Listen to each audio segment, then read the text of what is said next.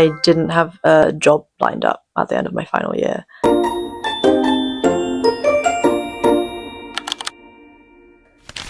Hello. If you're watching this, you're either also a graduate like me, or you're just generally interested in how a final year student is going to navigate the world after leaving the cozy uni bubble. That's why I'm making this video, so that I can express some of my anxieties. Hopefully you guys can relate and we can get through this together, because I'm actually a bit scared. Starting to get a bit shaky, you know? I think I'm a little bit weak. But excited too.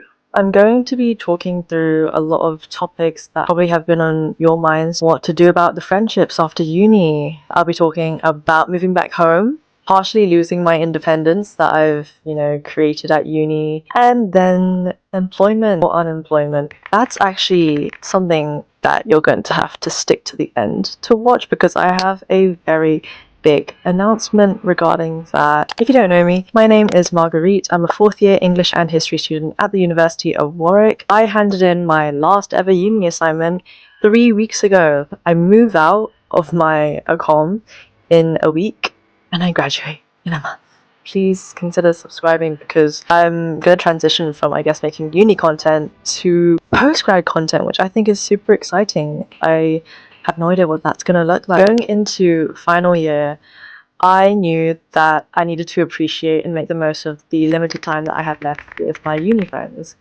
I had just come back from a year abroad and I'd already had a taste of having limited times. With the friends I made on my year abroad, it made me take more initiative in initiating hangouts, and so that year abroad mindset, I definitely took it with me into final year. I tried to make regular hangouts a thing with friends, and I also organized like a birthday party, which was super fun, pre-games as well, a home cafe to raise money for charity, my skydive actually, which is happening at the end of this month, so that's a big life update. I did a few things to make people feel connected to each other at work, especially final year students who have come back from year abroads or placements, who were worried about feeling lonely in their final year, because a lot of people in our year who started off with us in 2022, wow, it feels so weird to say that a lot of those people have already graduated. I've had a good social life this year, and that's because of the active effort I've put into my relationships. But I know that just because all my friendships are blooming this year, it's not necessarily going to be the case after we all graduate. A lot of people are moving to London, but that also doesn't mean that everyone is. Some people are moving back to their respective homes, like across the country. Some international students will be moving, like flying back home to the other side of the world. And that's where like the hard work starts, because I recognize that the campus bubble at work is man-made, community is kind of artificially created, because everyone lives within walking distance to each other, or at least a relatively short bus ride. I could just text one of my friends and we'd be able to meet within the hour. But after graduation, I know it's not going to be like that. Me and my friends will have to schedule in a 1 hour dinner weeks in advance, months in advance even. At uni, everyone has a very similar schedule, and if not, you're still within proximity to each other. Even the distance between Lem and Cov, it's just at most 1 hour on the bus. But I'm not going to lose all hope. Yes, Warwick being a campus makes it so much easier to make and maintain friendships. You can have all of those structures in place, but it's up to you to use that to your advantage. I could have easily just gone to my classes this year and gone straight back to my room and waited to be invited to hangouts. What I'm saying is, I'm going to try and take that approach to postgrad life. There are events in London that are geared towards helping people make friends, and so it's up to me to go to those events, go to regular community socials to build that community in such a big city as London. Maybe this is a delusion of me, but if you think about it, London is just a bigger version of campus. It's quite different. But The world's your oyster, to an extent. So I'm gonna make it my oyster. The trek to London, to Central, will be tiring. But, you know, what's that quote again? You need to inconvenience yourself to build a community. Right? Something along those lines. I'm gonna put it on the screen. That moves me on to the next topic of moving back home. If you are currently living at home, how do you maintain a social life? How do you do it? Yeah, I'm really, really lucky to be able to move back home in the first place. I recognize that there are a lot of students who aren't able to do that, unfortunately. So I'm not complaining. I'm so, so grateful. But I can't stay out late. I gotta be back home by a reasonable time. Because if it were up to me, I would be living in an apartment with my friends and enjoying my independence. This is what makes me really grateful that I chose a uni outside of London that would have to force me to move out, because I got to experience coming back late from nights out. I got to get all the partying and clubbing like out the way.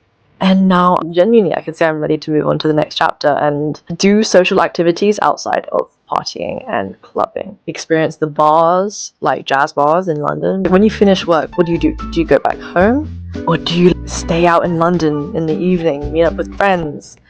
I mean, obviously, I'm going to be doing both, but what's the balance? Will I go home more? Or will I try to stay out more? And then that would be expensive, because London is expensive. Eating out, going to evening shows, it's going to cost money. And I obviously can't be doing that every day. I think what I can definitely see myself doing is going out on the weekends. I feel like that would be good fun. But maybe I won't be out every evening because I'll be tired from work. And I think that leads me very nicely onto the third and final topic, which is employment. So I am really, really, really grateful to announce that I am starting an internship.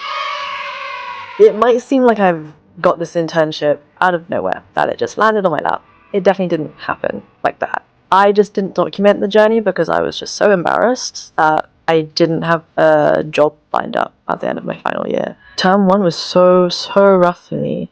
I'd be wasting time on applications just to get rejected, if not ghosted. Like, I'm sorry, I put so much effort into these applications, at least a few hours for each, and writing the cover letters from scratch just to get ghosted, like no reply. This job market is awful. It definitely toughened me up, the whole application journey. I think I gained a lot of confidence in term 2. I started treating it like a game. It made me more audacious. I stopped going through application portals, but you know, the way I got my internship, I emailed the company. And praise be, I got the internship. Getting the phone call of the offer was one of the best days of my life. Like, it genuinely felt like something out of a movie. Like, I was trying to stifle happy tears. But you didn't see who I was 6 months before that. Even 3 months before I got the offer. Because, I mean, nobody knows how I would just cry about how hopeless and defeated I felt regarding my future. One of my friends, she said something that really changed my perspective on job applications. She said, your job is waiting for you out there, but you have to sort through all of these applications first to reach that job. Please excuse like the slight change in angle. My microphone stopped working. What my friend said about job applications, the analogy she made, it really changed the way that I saw it. I suddenly became more motivated because I knew that after every rejection, I was just that much closer to getting that final yes, to getting my internship. I saw it, you know, like letters, like sorting through a bunch of letters to find that job at the end. It made me bounce back quicker from the rejections and the ghosting because I knew these applications were just getting in my way, sort of thing, like stepping stones to that final acceptance.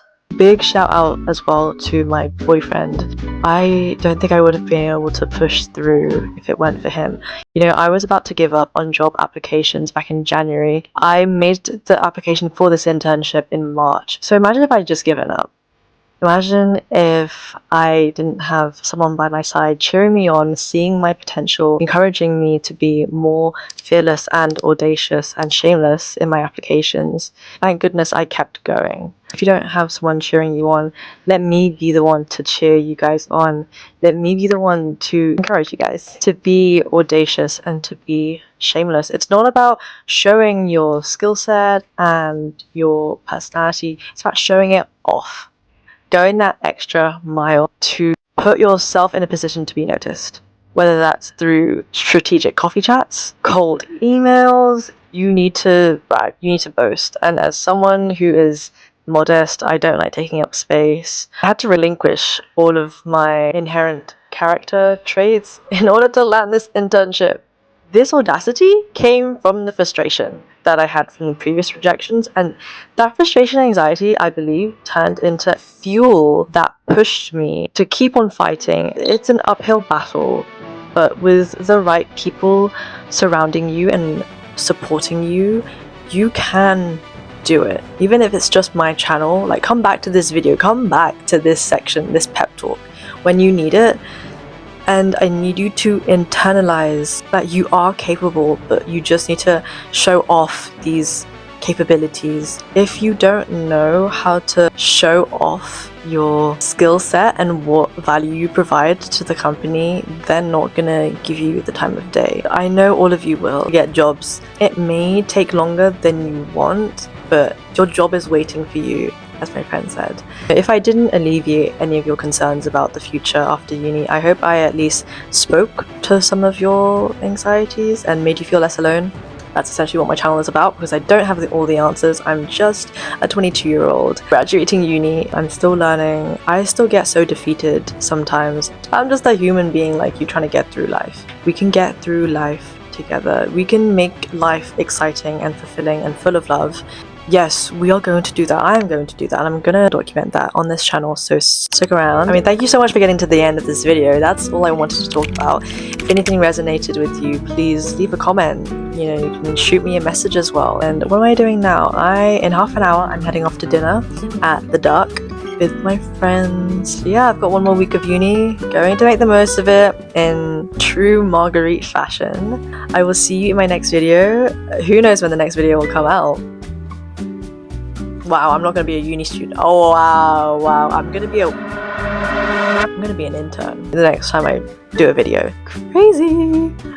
Yeah. I've been yapping enough. Have an amazing rest of your day, and I will see you in the next video. That's it from me. That's me wrapping up 4 years. Bye.